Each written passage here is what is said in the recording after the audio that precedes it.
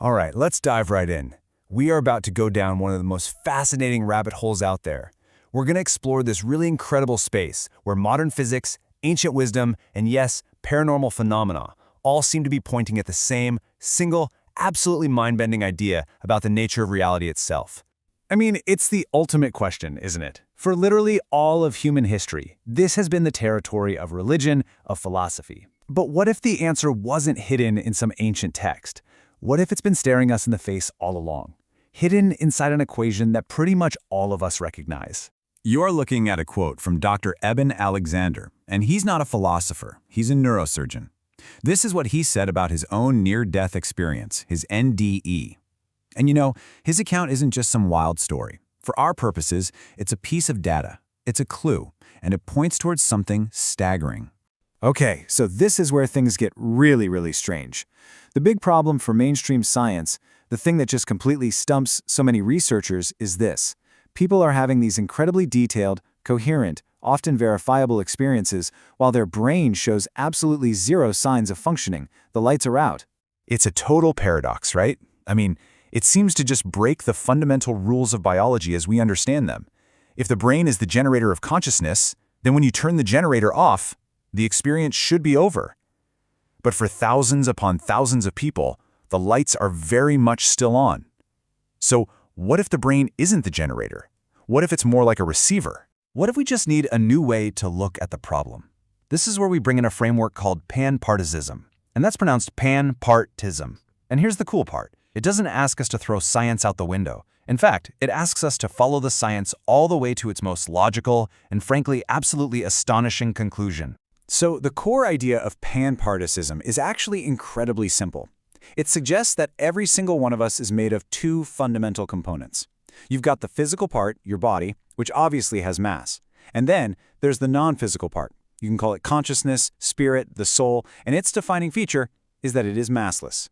And you guys, this one distinction changes everything. On one side, you've got the body. As you can see, because it has mass, it's stuck here. It's bound by the laws of time and space and causality. But on the other side, you have the soul. And because it's massless, it exists completely outside of time. It's playing by a totally different rule book. Now hold on, because this isn't just some philosophical idea. This is physics. Einstein's world-changing equation E equals mc squared has a stunning implication baked right into it. If something has zero mass, it doesn't just get to move fast. It must travel at the one and only constant speed in the entire universe, c, the speed of light. And that right there brings us to the central, mind-blowing concept of this entire explainer, the relativistic soul. This is the theory that our true consciousness, our massless self, is experiencing reality from the perspective of light speed. So, what in the world would that actually feel like? Well, according to Einstein's theory of relativity, reality at light speed would just shatter our normal senses. Try to imagine this. Time doesn't just speed up, it basically explodes into one eternal now. Distance itself collapses to nothing. The space between you and the farthest star becomes zero. From this point of view, you wouldn't be moving through the universe. You would just be the universe, experiencing every single point in space and time all at once.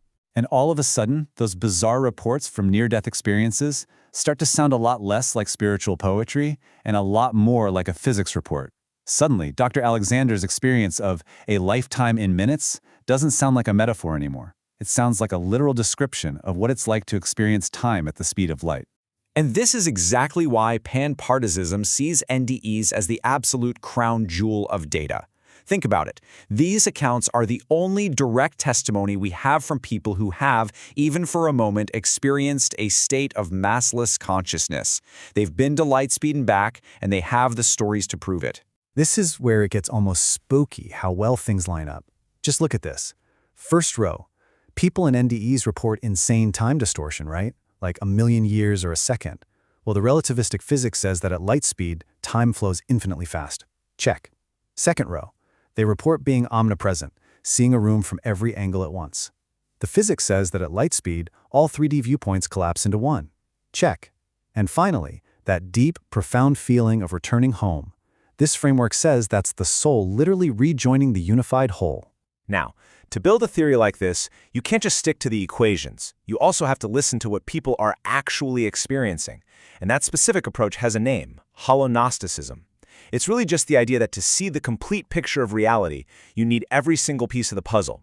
That means both the hard physics and the personal human testimony. It's all treated as valuable data. And think about it. If this framework can explain near-death experiences so elegantly, what other mysteries could it unlock?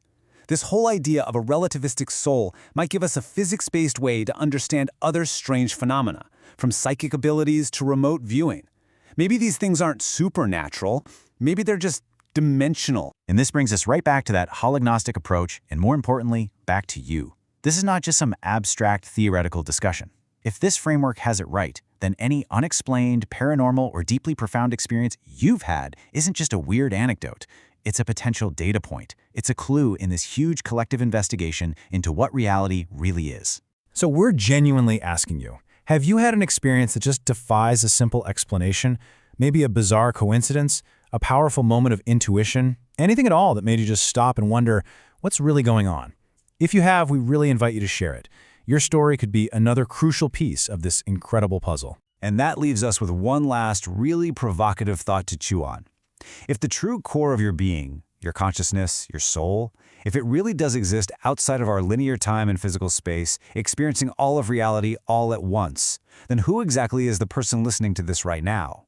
What small part of that much larger self are you?